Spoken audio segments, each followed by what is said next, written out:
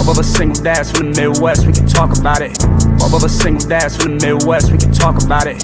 Both of us single dads from the Midwest, we can talk about it.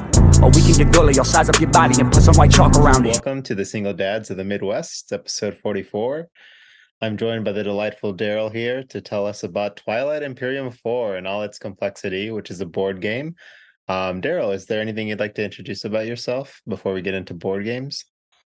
I'm a programmer in Silicon Valley, so getting into making the digital version of the fan version of Twilight Imperium, because it's not officially sanctioned by Fantasy Flight and Asmati. But it's been a super rewarding project to work on. Amazing. So I guess we'll start off with the obvious first question. What is Twilight Imperium / the different versions? Sure. So it's a 4X board game. So it's got a large map, lots of little plastic. There can be fighting involved, but sometimes if you're fighting, you're not playing properly. You should really try to diplomacy first. And it's an experience. It's not uncommon for fast games to take 6 hours, and for normal games to take 8 to 10. So you really got to commit your day to it. Definitely. We want to walk us through like the basic mechanics, or maybe like more games that might be similar, but that more people might know about. Sure. Well, it's probably easier just to talk about the mechanics than to compare it to other games. But you play a faction, so you're one of these races in the universe, and you have your home system on the map, and they tend to be sort of symmetrically laid out in a circle at the edge. And among the actions you can take are to sort of explore, to move in, take systems, expand your territory, expand your resources. You can also move into where other players are and attack them and try to take their resources from them. And ultimately, you're trying to accomplish objectives, which will come from a deck of 40 cards for the stage 1, and then 40 for the stage 2, which are worth double the points. And ultimately, you're trying to be the first person to 10 points in a normal game, or 14 points if you want to spend a few more hours there. Very cool. So you mentioned negotiation, and I know I've played games like Dune Imperium or Terraforming Mars, although those have less direct negotiation. Sure. How does that negotiation mechanic work like in Twilight Imperium 4 or any of the Twilights? Sure. Well, so there's a great deal of player interaction. So you'll have strategies cards you can play that will let you trade. So you can say, for instance, let people get money for free, and you're like, well, I can do this for you, but what are you going to do for me? And likewise, there can be objectives to say, control so many systems with certain attributes. And you can talk with your neighbor being like, look, if I score this first, then I'll back off and let you score it in the future, rather than it's just like fighting over it.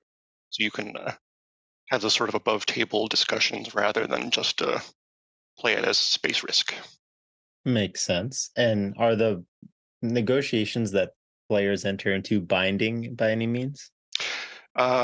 Sometimes. So Sometimes. if it's a negotiation for, I will give you money to do this right now, you can make that a binding agreement. So both parties have to cooperate.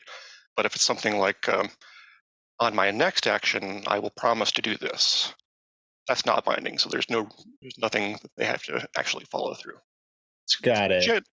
Generally, players tend to keep their non-binding agreements, but that varies with the situation. And like when you're at the last round of the game and you're about to win, some of those will sort of go out the window. That makes sense. Because I was going to say, it's still a first person to 10 or 14 kind of game. So I imagine some level of competition still exists, or backhandedness sometimes within negotiations. Yeah, we have one player in our play group. I won't name him, but I'm sure he knows who he is. He tends to break non-bindings quite often. So people don't make non-bindings. Fair enough. And so, yeah, Don was telling me that it was the 4th edition, Twilight Imperium 4, which logically makes me think there was a 1, 2, and 3. How have they kind of changed and evolved over time? So the original Twilight Imperium actually came out in the 90s, I believe. Wow. And that looked a lot more like if you played like a war game with like little tokens and a big map, it looked a lot more like that. And the rules have certainly changed quite a bit since then. It still has the same exploration and expansion feel to it, but things are now make a lot more sense and are a lot more elegant, I believe. Very cool. Yeah, so the first edition was lots of little cardboard counters for your ships. Second edition, I believe, added plastic and expansion. I might not be totally correct, but that was also late 90s, early 2000s, something like that. And then years later, third edition came out, and that got to be a lot closer to where we are now. Had some clunky bits and some parts that players found confusing, like the technology tree was very involved. And fourth edition sort of feels very similar to third, but they cleaned up a lot of those mechanisms. Nice. And how recent is the fourth? Are we expecting a fifth version anytime soon? Fourth edition was 2018, I'd like to say. It's fairly recent. Yeah. Maybe 2017, but yeah, a couple of years old. And they've had one expansion that was 2022, I think, or fall of 2021. And one of the designers has been putting out these things called the Codex, where he'll every year sort of release a little bit of nugget of content. And this year it's been installed, but we're still expecting it to happen. I don't expect a fifth edition anytime soon. I mean, I wouldn't be surprised if it happens eventually, but I wouldn't wait for it. Makes sense. So I also have some questions from a friend of the podcast, Don/Sheldon. He also asked about what is Dune Imperium, but I feel like, or sorry, Twilight Imperium, but we've covered that. His next question is, what's the craziest thing that happened to you while playing Twilight Imperium? Oh gosh.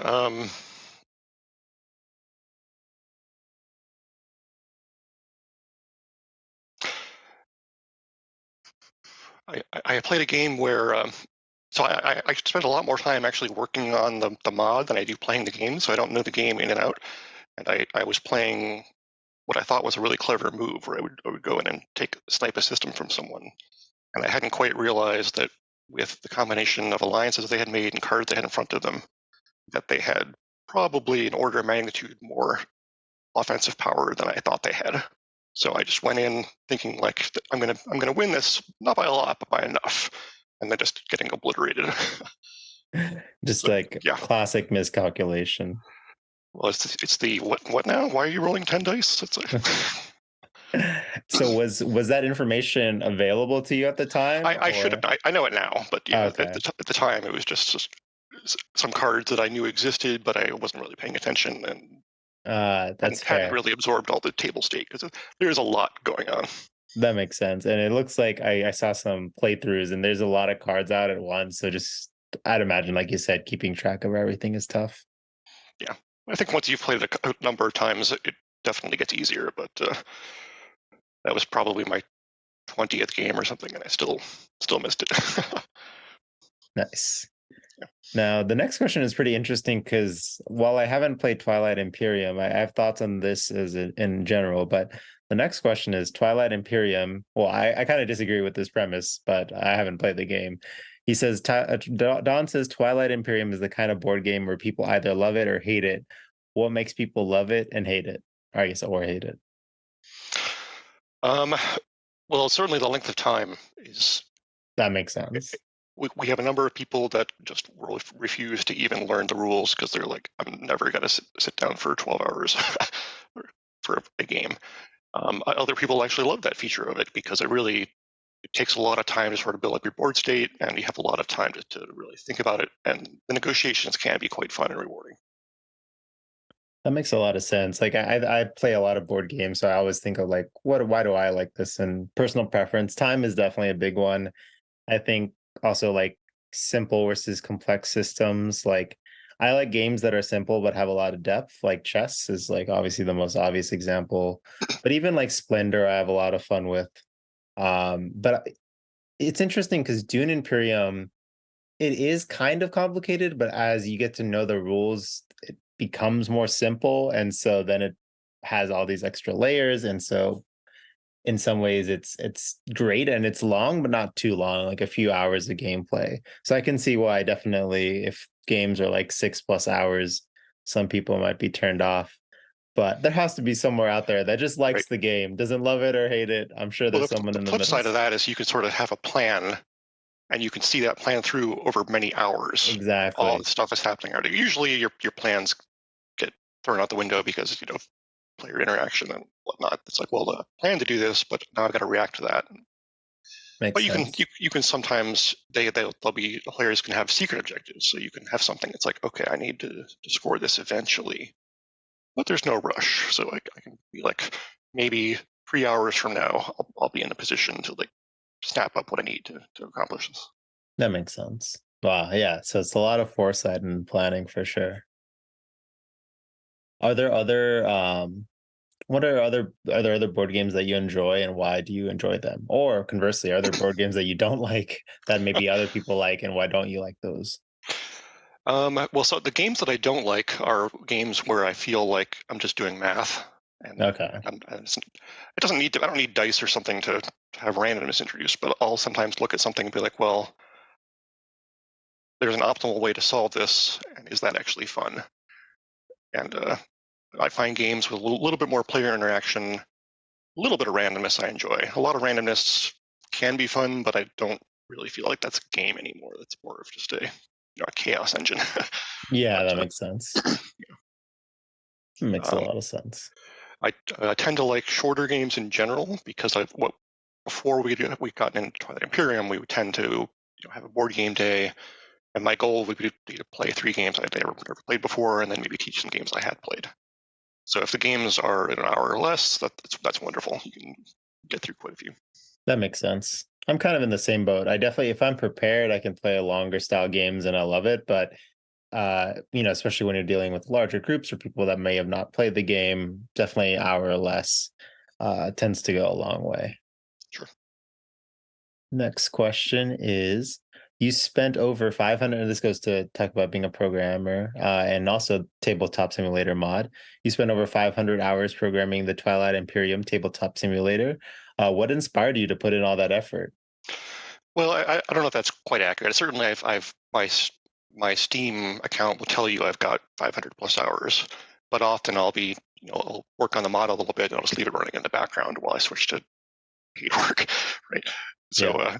so the hours of the program running is certainly there, but I would say it's probably in the hundreds, but not 500.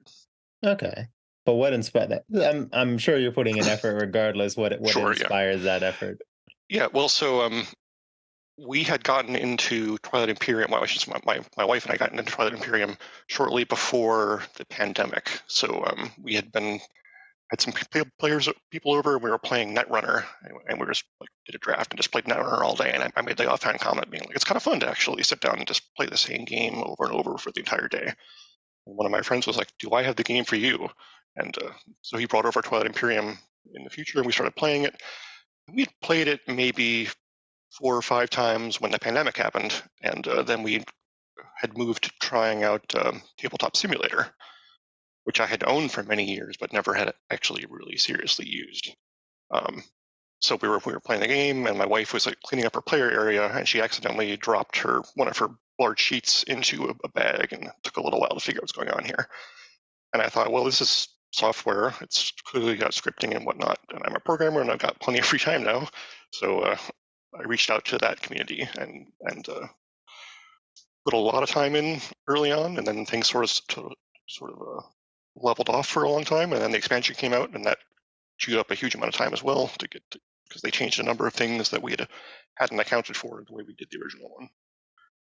I should Makes also point sense. out that the mod existed long before I got involved with it, and people like Raptor and Zendog and Mantis and a lot of people that I'm not going to try and name them all had done a partially script. Well, I should say pretty well scripted, but I went in and I just added all kinds of quality of life features to try to make things better. Nice. And that kind of goes to the follow-up question. I guess I don't understand I understand what a tabletop simulator is, but in the context of Don's question, why not develop a dedicated programmer website? but I'm assuming it's kind of hard to do it. Like you need something that is universally used by most players. So there's a couple of reasons. I should say also in 2021, the mod development actually moved to Tabletop Playground and not away from Tabletop Simulator. But what these Tabletop Simulator and Tabletop Playground applications are basically just physics engines. So you can have your little pieces of plastic on the table, you can pick it up and throw them around and move them around. And it essentially handles all of the fiddly bits. Yeah. Why not develop from the ground up a dedicated application? So this is a little tricky to answer. Partially, it's because this is a fan-made thing, and it's free. And we never tried to make any money from it. And the moment we did try to make money from it, that becomes a bigger intellectual property issue than it is if it's free. Makes sense. So it's also the case that we would essentially, if we were to build our own application, we'd be reinventing all the wheels that these other platforms have already done for us. So we've run into enough problems with both of them that sometimes it feels like that would have been the better way to go. But especially with Tabletop Playground, the developers for that platform have been extremely receptive to our feedback and have fixed bugs for us. They've added features for us. So that's been a very fruitful relationship. There are some complexities in that platform that I find a little overwhelming, and I kind of wish we could turn them off. But you live with what you got. Makes sense. How big is the Twilight Imperium tabletop community? Let me see.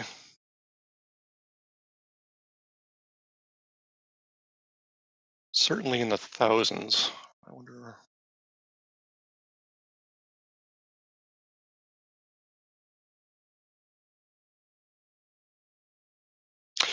The TI4 online Discord, which is probably the largest that manages to pick up games and lots of discussions, has almost 4,000 members. Oh, wow. So big enough. So there's a lot of input, but I'm sure there's some familiarity with the same kind of people interacting too. Yeah, there's certainly the more active members of the community that everyone knows, sure. That makes sense. And last question, although we can kind of go into some tangents as well, is what's the next big thing you got going on in Tabletop Simulator or other programs? Well, so when we had done the migration of Tabletop Playground, it's been very slow for players to actually adopt the new platform, especially early on, because Tabletop Playground was sort of an alpha release. Early on, it had quite a few bugs. So I think we may have had some players come over, try it out, have a bad experience, and just never come back. So we've been trying to be like, it's much better now. Yeah, that makes sense. Give it another shot. But it's been really fun. Some of the next steps are there's actually the Space Cats Peace Turtles run an online tournament every year, and they had just finished up the finals to last year's tournament, and they're starting up this year's tournament in October. So they're trying to start a little bit earlier so that people have more opportunity to play games during Thanksgiving and Christmas holidays, for instance. That makes sense. We try not to be making mod updates while those tournaments are happening, because you don't want to break something and have a tournament game go sideways. But so the next big thing is probably actually just to take a little vacation from it. We'll handle some feature requests, work with the homebrew community to bring some of those goodies in. But I think for now we're sort of trying to just let it go and keep it stable. And as Tabletop Playground makes changes to the platform, we may look at, if they added something we've asked for, we may look at, well, how do we modify our Twilight Imperium to take advantage of this new thing that they just put in for us. That makes sense. So that's going to be a wait and see what they do. When you play with Sheldon, do you play online or over the board? So the last time I played with him was actually in person. So I will occasionally buy a plane ticket to go play Twilight Imperium in person with various folks. I don't know if I've played online with him. I actually don't play online very often. Okay. During the pandemic, when our game had moved online, I played online a lot more. But now that things are a little bit more calm, we tend to do in-person games more frequently. Nice.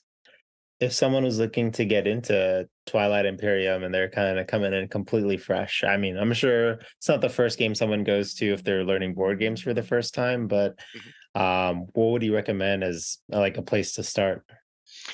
So the TI4 online Discord is certainly the largest one, and after that, I would also say the Space Cats Peace Turtles podcast and Discord is also a wonderful resource. If you want to hear the same people talk about the same game hundreds of times, it's, it's usually a good time. Nice. Yeah. I mean, I imagine it's a fairly niche game, so it's going to be consistent voices. Sure. Yeah. Um, that's awesome. Anything else you'd like to talk about Twilight Imperium or adjacent? Um, so the online tournaments are always a good time if it's something that you're thinking about. The TI4, the Space Cats Peace Turtles Discord, you become a Patreon of theirs. So if you're willing to spend $5 a month for 1 month, that's enough to get you in the door, and you can sign up for the tournament and play with a very large community of people. It's amazing. Well, thank you, Darrell, so much for your time. Really appreciate it. And I'm hoping when I eventually go visit Sheldon in Austin, I'll have him teach me, slash, I'll also watch some YouTube videos along the way. Yeah, there's also the tournament tends to stream games and put them up on YouTube, so you can find literally thousands of hours of Twilight Imperium on YouTube. Amazing. And I'll try to get the links and put them in the description for this so that anyone listening can also join that Discord or participate as they see fit. Terrific. Awesome. Well, thanks so much, Gerald. All right, thank you.